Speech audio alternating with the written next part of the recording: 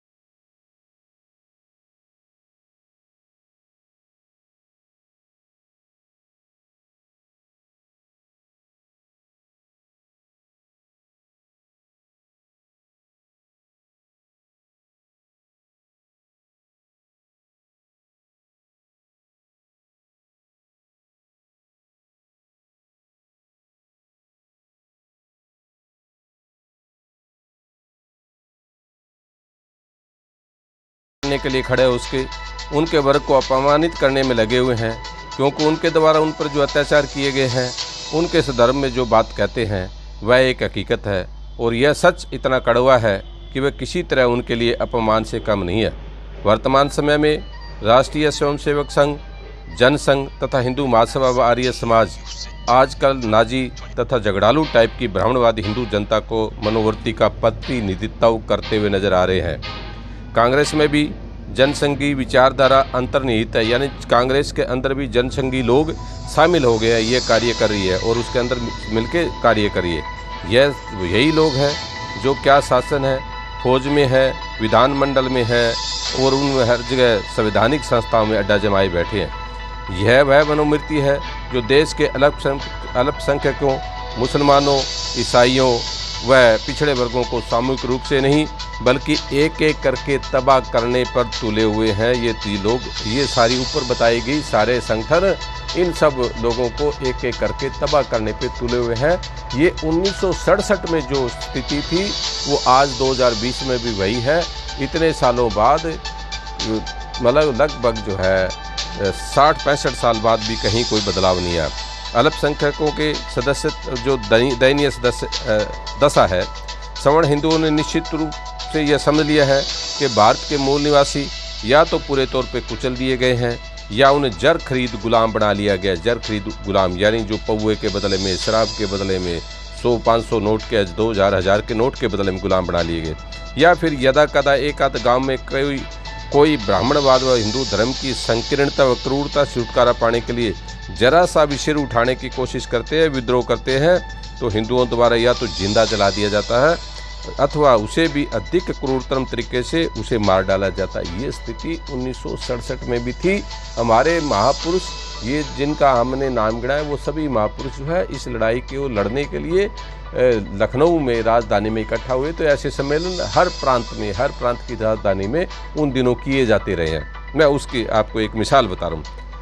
अथवा उससे भी अधिक क्रूरतम तरीकों से उसे मार डाला जाता है या उनको जला दिया जाता है। हम मूल भारतवासियों का न केवल राजनीतिक शोषण हुआ है बल्कि धार्मिक अंधविश्वास द्वारा भी सीधे शिकार बनाए गए हैं। या अनुसूचित जातियों के लोगों को प्रताड़ना करना, दबाना, अछूतपन के नरक में फंसाए रखना हिंदू धर्म का एक अनिवार्य कर्तव्य बन गया है। हमको यह विश्वास दिलाया गया कि भारतीय संविधान के अनुच्छेद 17 द्वारा हिंदू धर्म से छुआछूत खत्म कर दी गई है, लेकिन हिंदू इस बात को अपने दिल में अच्छी तरह से समझते हैं। यह अछूतों के साथ एक बहुत बड़ा धोखा किया जा रहा है। हमने पिछले 20 साल में देखा है, यहाँ के अछूतों को सिर्फ आम नपुंसक, सरेआम उनको नपुंसक बनाया जा रहा है। उनके नौजवानों, उनके नई पीढ़ी को अयोग्य और शक्तिहीन किया जा रहा है। शहरों के आम रास्तों पर औरतों को नंगा घुमाया जा रहा है।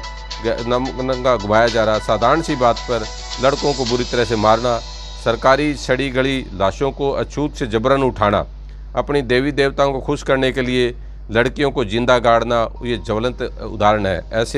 वैसे मंदिर बनाते थे उस वक्त 1967 तक भी देवदासी लड़कियां, हमारे समाज की लड़कियां होती, देवदासी प्रथा में मंदिरों के अंदर उनको रखते थे। और जब वहाँ का पुजारी अपनी हवस मिटा के जब उसको और नहीं आ जाती तो उसको उस मंदिर के अंदर गाड़ दिया जाता था और कह दिया था उन्होंने समाधि ले ली।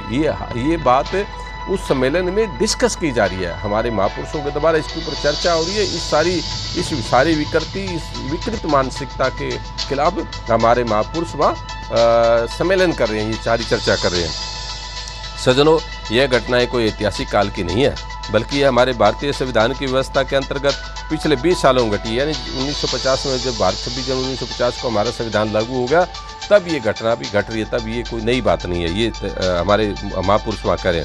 यह सब सवर्ण हिंदू शासकों की प्राचीनवादी मनोवृत्ति की परिचायक है। यद्यपि उन पाश्चात्य सभ्यता के संस्कृति का थोड़ा बहुत भी असर इन लोगों पे नहीं है, शायद कभी अपने व्यवहार में ये अमल भी नहीं करें। जबकि विदेशों में जाते हैं, देखते हैं जातिवाद, धर्म के नाम से, लिंग के आधार पे कहीं कोई भेदभाव नहीं है। ये सब देखते हैं, विदेशों में जाते हैं इनके लोग, लेकिन वो बात भारत में लागू करने के लिए ये तैयार नहीं है। यह घटनाएं कोई ऐतिहासिक काल की नहीं, ये चीज़ें जो है आप देख रहे हो। प्रकाशित उपलब्ध आंकड़ों के अनुसार लगभग 8000 ऐसी घटनाएं हैं जिन्हें सुव्यवस्थित और पूर्व नियोजित व्यवस्था के अंतर्गत सारे हिंदुस्तानी हिंदुस्तान के मुसलमानों के खिलाफ उन्हें हतोत्साहित, भयभीत करने, प्रस्त करने के, गुलाम बनाने के लिए, आर्थिक दृष्टिकोण पर तबाह करने के लिए, बर्बाद करने के लिए तंग नज़र हिंदुओं द्वारा की गई। ये बिल्कुल सीधा सीधा हमारे उस सम्मेलन में ये सारी चर्चा हुई। और जो अध्यक्षीय भाषण जो कोई भी अध्यक्ष हमारे महापुरुष देते हैं, उसका मतलब पूरे सम्मेलन में 2 दिन में जो चर्चा है उसके ऊपर है। इनमें एक एक बात गिनाई कि हमारे अल्पसंख्यकों को, जो हमारे मुसलमान भाई है, क्रिश्चियन भाई है या दलित कोई लोग उस वक्त जो अपनी दुकानदारी करते तो उनको आर्थिक तौर पे नुकसान पहुंचाने के लिए उनको दंगा करके उनको दुकानों को जलाया गया, उनके व्यापार को ठप करने के लिए किया गया, उनके घरों में घुस के। ये जो अब दिल्ली में हुआ था अभी पीछे फरवरी में, वही चीज़ 1967 और 60 से पहले भी होती रही। और इसके ऊपर हमारे महापुरुष चर्चा करते थे। हमारे तो अब तो कोई हिम्मत नहीं है इसके ऊपर सम्मेलन करने की हिम्मत नहीं है। अगर कोई करता है इसके बारे में, कुछ लोगों ने इस पर थोड़ी सी हिम्मत करके बात कही दिल्ली के दंगों पे, तो उनके ऊपर मुकदमा दर्ज किया जा रहा है। क्या क्या अब आप देख रहे हो। तो उस वक्त लखनऊ के अंदर और पूरे भारत में इस तरीके से लग रही है। लखनऊ की घटना का, लखनऊ के सम्मेलन की मैं चर्चा कर रहा हूँ। ऐसे सम्मेलन हर प्रदेश के हर राजधानी में, बड़े शहर में ऐसे हुए। तो उस वक्त हमारे महापुरुषों ने ये किया है। ये नई बात नहीं थी। आरएसएस उस वक्त कांग्रेस के साथ मिली हुई थी, कांग्रेस की शय थी उनको। ये जो है पहले तो मुसलमानों को शस्त्रहीन किया। सबसे पहले क्या इन्होंने उनको बर्बाद करने के दृष्टिकोण से पहले तो मुसलमानों को शस्त्रहीन किया, उनके हथियार छीन लिए। उनमें दूसरे सुरक्षा के अधिकारियों को वंचित, सुरक्षा अधिकारों से उनको वंचित कर दिया। तीसरे उन्होंने आपने फूट के बीज बोए, उनके बीच में उनको अलग फूट बनाए। और ऋणात्मक उनके बाद सिखों को, जो बहादुर और विशाल हृदय कौम है, वो भी हिंदुओं की शिकार हो गए। उनको अंदर भी ये जो है ब्राह्मण अंदर घुस गए और जो सरदारों के बीच में घुस के उनको भी तंग दिल बना दिया। परेशानी देश विभाजन कोई फौरन बाद शुरू हुई, अपनी चरम सीमा पर उस वक्त पहुंची जबकि सरकारी पक्ष के गुट ने विपक्ष के सिख जाति के लोगों को उनके मूल अधिकारों को पाने से वंचित कर दिया। यानी सरकार की तरफ से ऐसा हुआ। महान त्याग बलिदान के बाद भी सिखों को पूर्वी पंजाब में एक लड़खड़ाता हुआ सूबा दिया गया। श्रोमणी गुरुद्वारा प्रबंध कमेटी के मामले में उनकी खुद मुख्तियारी, यानी उनका अपने बड़ी चतुराई से सवर्ण हिंदुओं ने सरकार समर्पित गुट बना दिया। यानी उनका अपना संगठन था, गोल्डन टेम्पल जो, या जो इनका होता पंजाब में, तो उसको भी श्रोमणी गुरुद्वारा प्रबंध कमेटी, जो वहाँ के सिखों की अपनी संस्था थी, उनको भी सरकारीकरण कर दिया गया। उन्होंने अपने इस टाइप के जो लोग हैं, सरकार के पक्ष के जो लोगों को उसके अंदर बिठा दिया गया। यानी आरएसएस समर्थक, हिंदू समर्थक लोगों को उसके अंदर तरजीह दी गई, गुट बना दिया गया, प्रबंध कमेटी में घुसकर छीन लिया। और इस तरह से आज का सिख उसका आधा भी खुशी नहीं है जितना आज़ादी से पहले खुश था। यानी अंग्रेज़ों के टाइम में जो सिखों के पास जो खुद मुख्तियारी थी या उनके पास जो प्रबंध था एसजीपीसी का, वो आज का था नहीं है। ये 1967 में उस पर चर्चा हो रही है, उसके अंदर ये सारी बातें हो रही है। यद्यपि ये विदेशों में, दूतावासों में, पत्र प्रतिनिधियों में, भारत की यानी अखबार निवीसों में, भारत की राजधानी दिल्ली में रहने तथा हजारों विदेशियों द्वारा यहाँ की ग्रामीण जनता की इंसानी खिदमत के कारण यहाँ के हिंदुओं का प्रहार भारतीय ईसाइयों, यहाँ के एंग्लो इंडियन पर रुक जाएगा, ऐसा संभव नहीं है। लेकिन ये आशा निराशा में बदल गई। ईसाई मिशनरियों की शिक्षा, चिकित्सा, अन्य मानवीय सेवाओं पर पुलिस की गहरी निगरानी है। ईसाइयों पर प्रहार के फलस्वरूप देहाती क्षेत्रों में यह भावना पैदा करने की कोशिश की जा रही है कि अगर ईसाई धर्म से स्वीकार कर भी लिया गया तो हिंदुओं के अत्याचार और शोषण से तुम्हें छुटकारा मिलने वाला नहीं है। क्योंकि जो ईसाई धर्म के लोगों ने क्या किया, हमारे जो लोगों को पढ़ाई के लिए, शिक्षा के प्रचार प्रसार के लिए उन्होंने काम किया। और उन्होंने जिस 1967 में भी ये हमारे सम्मेलन में ये बातें डिस्कस हो रही है, आप अंदाज़ा लगा सकते हो कि तब। जहाँ तक पारसियों का संबंध है, अपने प्रभाव के कारण दूसरे अल्पसंख्यकों के साथ मौजूदा समय का सहयोग करने को तैयार नहीं है। मैं इस बारे में कोई उत्साह को कम करने वाली तस्वीर नहीं खींचना चाहता। मैं निहायत ईमानदारी से उन्हें यह सुझाव देना चाहूँगा कि मुआहदे, वायदे, सिंधिया, तू तरफा मुआहदे, संवैधानिक संरक्षण तथा अलिखित मान्यताएं जो हिंदुओं और कमज़ोरों के पक्षों के बीच में है, उन पर यकीन नहीं किया जा सकता, न ही सफाई हो सकती। ये क्योंकि उस वक्त उर्दू भाषा का ज़्यादा इस्तेमाल होता था। और हमारे जो अध्यक्षीय भाषण जो दे रहे हैं बी श्याम सुंदर जी, हमारे नेता, हमारे महापुरुष, वो कुछ उर्दू भाषा के शब्दों का इस्तेमाल कर रहे हैं। तो आपको थोड़ी सी इसमें परेशानी समझने में थोड़ा सा जो वो ध्यान देंगे तो समझ आ जाएगी। इन सब तथ्यों को सामने रखते हुए हिंदू इतिहास व परंपराओं का एक मेधावी विद्यार्थी होने के नाते कमज़ोर अल्पसंख्यकों को मेरी सलाह है कि अपना खुद का एक संघ बनाए, बरसहा वर्षों से यानी सदियों से चला आ रहे शोषण को खात्मा करे, ऐसा धर्मनिरपेक्ष संगठन बनाए ताकि शासन में मौजूदा धर्मनिरपेक्षता के शत्रुओं को करारी टक्कर दी जा सके। सेक्युलरिज्म की उस वक्त भी बात हो रही है। उत्तर प्रदेश की दलित, पीड़ित और पिछड़ी जाति ने इस जरूरत को अनुभव किया। आज यह सम्मेलन उसी का परिणाम है। इस मौके पर मैं बड़ी गंभीरता से विचार करने के लिए एक मौलिक प्रश्न उठाना चाहता हूँ। प्रश्न क्या है? वर्णाश्रम यानी वर्णाश्रम व पुनर्जन्म चट्टान की तरह हिंदू समाज में खड़े हैं। क्या हिंदू लोग जिन्होंने हजारों सालों से उसी अनुमानसिक, अविवेकपूर्ण और संविभाजित हिंदू दर्शन के लिए अंतर्गत पले व परवरिश पाई है, वो मनोवैज्ञानिक तौर पे सामाजिक दृष्टि से उनसे आशा की जा सकती है? नहीं की जा सकती। सच्चे प्रजातांत्रिक तरह से करेंगे, समता व भाईचारा के सिद्धांत को अपनाएंगे, ऐसा मुझे उन पर भरोसा नहीं है। पिछले 3000 वर्ष का इतिहास के बाद इतिहास साक्षी है। हिंदू नीति निर्धारक शासकों ने जनहित की परवाह नहीं की, बल्कि अपनी जाति के प्रभुत्व व अधिपति यानी उसको जमाए रखने के लिए अपनी नीतियों को कभी नहीं छोड़ा। अगर उनके मन माफिक जो है, अगर वो बात राजाओं ने नहीं की तो युद्ध करा दिया। अगर कोई राजा ने उनकी बात को नहीं माना तो उनको युद्ध के अंदर धकेल दिया, उनको सलाह दी। जब परिस्थितियाँ उनके खिलाफ हुई तो उन्होंने आक्रमणकारी विदेशियों को बुला लिया। जब कोई भी राजा अगर उनकी बात को नहीं माना तो वो आक्रमणकारी विदेशी लोगों को बुला लिया। ये उस सम्मेलन के अंदर ये चीज़ें चर्चा होती रही हमारे महापुरुषों के द्वारा। और Hindu east India company Bharat में अपना पैर न जमा पाती अगर हिंदुओं की मदद उसे ना मिलती। अब ये कहते हैं ईस्ट इंडिया जयचंद की बात करते, किसी और की बात करते, ये सभी के सभी यही लोग जो है हिंदू लोग या ब्राह्मण लोग थे। ये हिंदू लोग ही थे जिन्होंने अपना आला दिमाग पर सूझबूझ देकर अंग्रेजों को यहाँ सफल बनाया। उनके द्वारा अपनी बांटों और राज करो की डिवाइड एंड रूल की नीति को सफलतापूर्वक लागू किया। अंग्रेजी शासन में अगर हिंदुओं ने अपनी शक्ति पर अपनी महत्ता को बनाए रखने की पूरी कोशिश की, लेकिन सन 1934 में स्वर्गीय डॉक्टर अंबेडकर और स्वर्गीय मिस्टर मोहम्मद अली जिन्ना, जिन्होंने अंतर्राष्ट्रीय पैमाने पर जागरूकता पैदा की और जिनके कारण हिंदुओं के दावा कि वह सारे भारत का प्रतिनिधित्व करते बेबुनियाद साबित हुआ, इसे गांधी जी और हिंदू सत्ता दोनों को गहरा धक्का लगा। यानी मोहम्मद अली जिन्ना और बाबा साहब के द्वारा अपने अपने वर्ग के लिए जो इंटरनेशनल कॉन्फ्रेंस जो की और गोलमेज सम्मेलन में जो भाग लिया, वहाँ पे गांधी और जो उसके ब्राह्मणों को इसमें बहुत बड़ा गहरा आघात लगा। ये बातें 1967 में लखनऊ सम्मेलन में हमारे प्रतिनिधियों द्वारा, हमारे समाज के महापुरुषों के द्वारा चर्चा की जा रही है। जब ब्रिटिश कैबिनेट प्लान पारित हुआ, हिंदुओं ने दूसरे अल्पसंख्यकों को सत्ता में शरीक करके पूरे देश में राज्य करने के बजाय देश के एक भाग पर अकेले शासन करना स्वीकार कर लिया।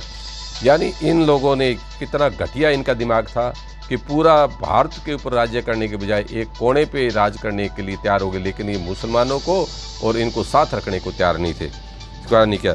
देश के विभाजन के बाद भारत के संविधान परिषद में जो खालिश सांप्रदायिक आधार पर चुनी गई एक ऐसा संविधान तैयार किया जो बजाहिर प्रगतिशील दिखाई पड़ता है, परंतु उसे भारत की सत्ता पर हिंदुओं को एकमात्र आधिपत्य प्राप्त हुआ है।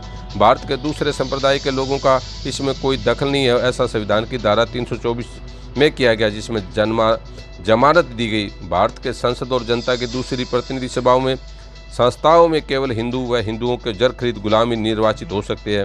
इस बात का आश्वासन अधिक प्रबल बनाने के लिए उन्हें संविधान की धारा 329 जोड़ दी गई, जिसमें कहा गया कि चुनाव क्षेत्र में सीमा निर्धारण कानून की वैधता को किसी भी अदालत में, यानी चुनाव की वैधता को किसी भी अदालत में चुनौती नहीं दी जा सकती।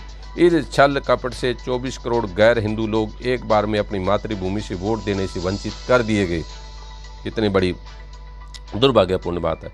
इस तानाशाही चतुराई व एक का उदाहरण लीजिए। संविधान की धारा 19 का शीर्षक है अल्पसंख्यकों हितों की रक्षा, लेकिन इस अधिकार को अल्पसंख्यक वर्ग प्रभावपूर्ण ढंग से कैसे इस्तेमाल कर सकता है, जबकि संविधान के अनुच्छेद 343, 451 के तहत हिंदी भाषा व लिपि हिंदी भाषी क्षेत्रों पर जबरदस्ती थोप दी गई। अगर बहुसंख्यक वर्ग के दिल में कोई खोट नहीं है तो वह अल्पसंख्यक वर्गों की भाषा, लिपि व संस्कृति की सुरक्षा व स्वतंत्रता की जिम्मेदारी खुद लेनी चाहिए थी, जैसा रूसी संविधान में दिया गया है।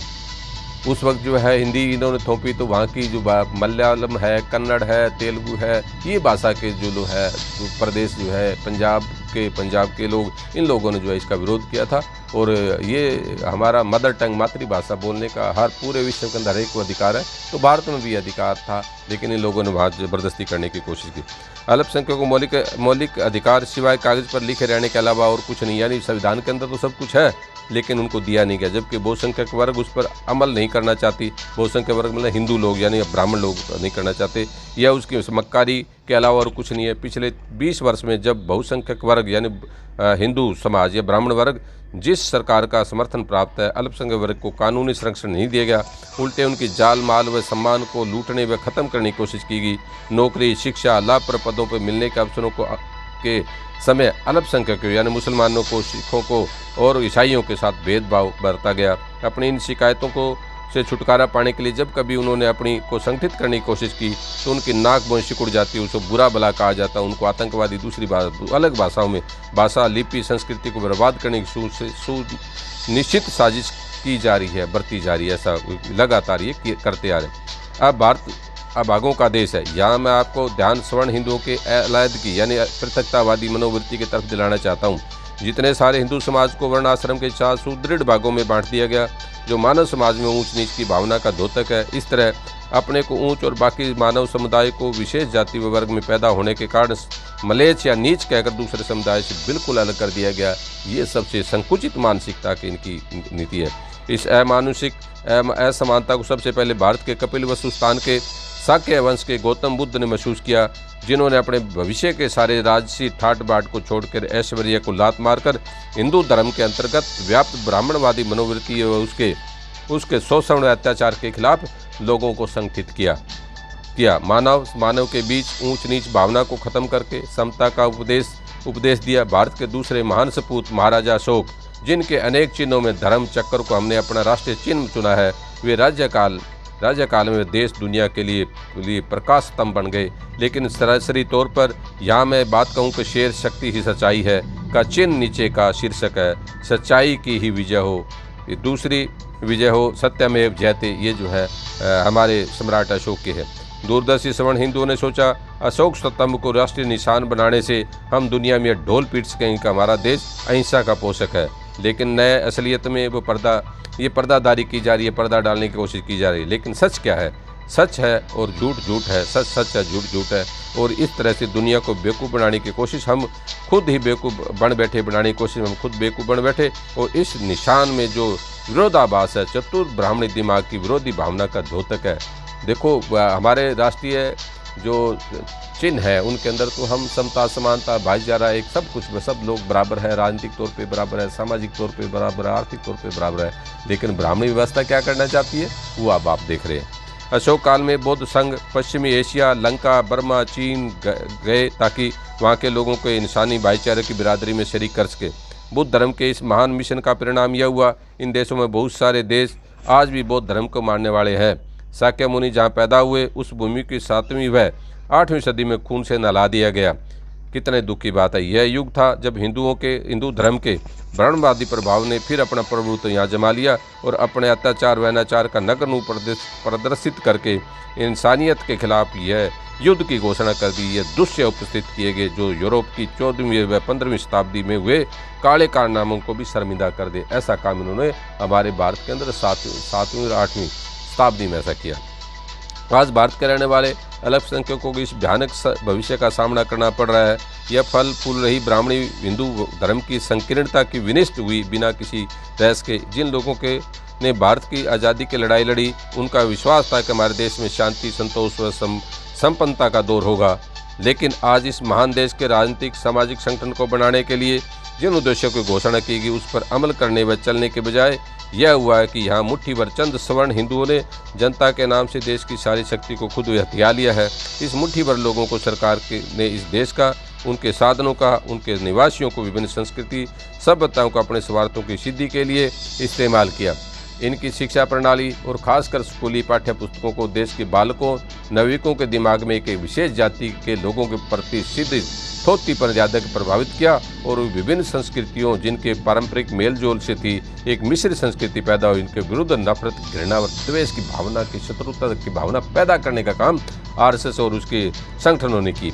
सरकार की तरफ से बड़ी होशियारी से प्रचार किया जा रहा है कि हमारा देश संसार का सबसे बड़ा लोकतांत्रिक देश है, किंतु बाद की घटनाओं में यह सिद्ध कर दिया गया कि वास्तव में यहाँ लोकतंत्र की खिल्ली उड़ाई गई है, क्योंकि सिर्फ चंद लोगों ने ही अपने निजी स्वार्थों के लिए मूक मानवों के अधिकारों का हनन किया है। 1960 के प्रारंभ से हम इन अत्याचारों के नतीजे देख रहे हैं, जो मरकर के नाम से देश भर में काम किए गए। आर्थिक दृष्टिकोण से देश का दिवाला निकल चुका है। सामाजिक हैसियत से इस देश के विभिन्न संस्कृतियों के बीच युद्ध चल रहा है।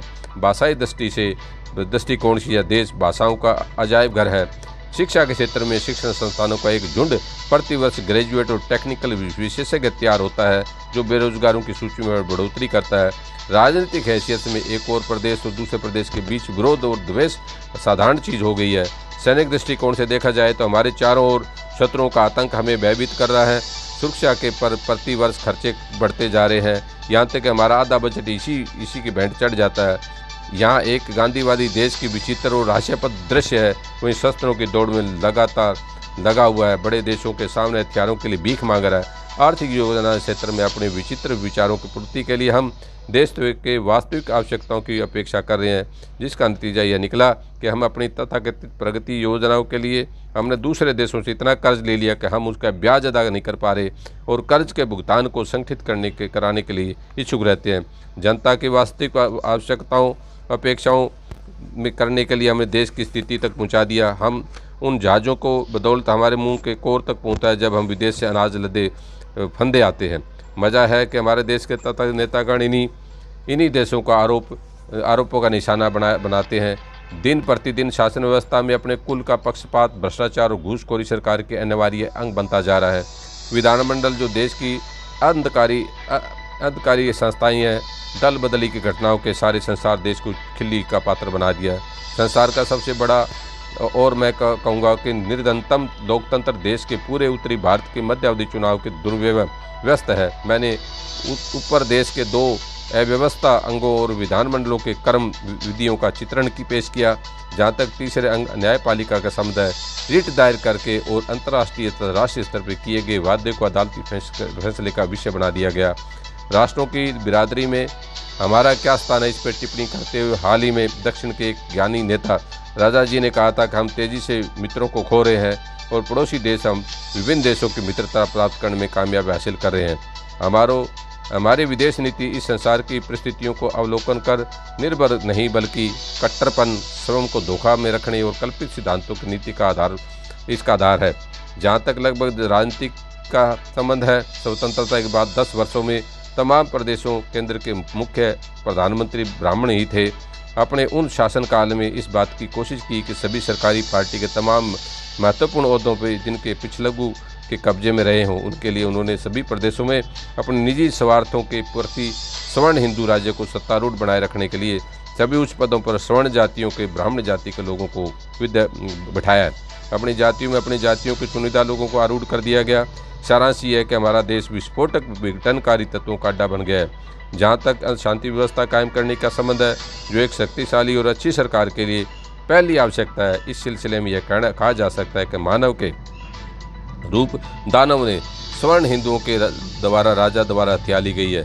इस सत्ता को प्राप्त करने के लिए सवर्ण हिंदुओं ने लड़ाकू वर्ग ने अत्याचार, अग्निकांड, हत्या, लूटपाट और दूसरे अनाचारी व्यवहार किए। चूँकि उनकी कानूनी चाराजोई नहीं है, इसलिए उनके अंदर यह भावना पैदा हो गई कि ये बेधड़क है, इस प्रकार की मुजरिमाना, समाज विरोधी, अमानवीय हरकतें कर रहे हैं। हमें बड़ी शर्मिंदगी और लज्जा है कि ये बात स्वीकार करनी पड़ती है कि लोगों के एक वर्ग ने अपनी ही भांति के नागरिकों को वर्ग के विरुद्ध अपराध किया। उस शासन के अधिकारियों ने हस्तक्षेप नहीं किया। आज भी 8000 सांप्रदायिक दंगों में हजारों महिलाओं, पुरुषों, बच्चों को निर्मम हत्या कर दी गई। करोड़ों रुपए की जायदाद के विनाश के बावजूद मुलाजिमों को भी पकड़ा नहीं गया और दंड नहीं दिया गया। यद्यपि इन घटनाओं में 20 वर्षों तक इतिहास को कलंकित किया है। यानी उस वक्त जो पुलिस थी वो भी धर्म के आधार पे, जाति के आधार पे बंटी हुई थी और जो अल्पसंख्यक समाज के लोगों के ऊपर जो आरएसएस के गुंडे जो हमला कर रहे थे, उसमें बचाने के बजाय वो आंख मूंद रही थी या उनको हमलावरों को शय दे रही थी, जो अभी आपने गुजरात में देखा, दिल्ली में देखा। ये चीज़ें कांग्रेस के शासनकाल में भी आरएसएस को छूट मिली थी। विश्व हिंदू परिषद, आरएस, बजरंग दल जब उस वक्त ये सारा कुछ कर रहे थे। तो ये राज्य का कर्तव्य अपने नागरिकों को जान माल की सुरक्षा करने की जिम्मेदारी देता है। इस कर्तव्य को पूरा करने के बाद ही सरकार किसी से वफादारी की मांग कर सकती है। किंतु 20 वर्षों का इतिहास स्पष्ट रूप से साक्षी है, सरकार अपने कर्तव्य पालन में असफल रही है, अतः उसको शोषितों, अल्पसंख्यकों की वफादारी की मांग करने का कोई अधिकार नहीं रह गया है।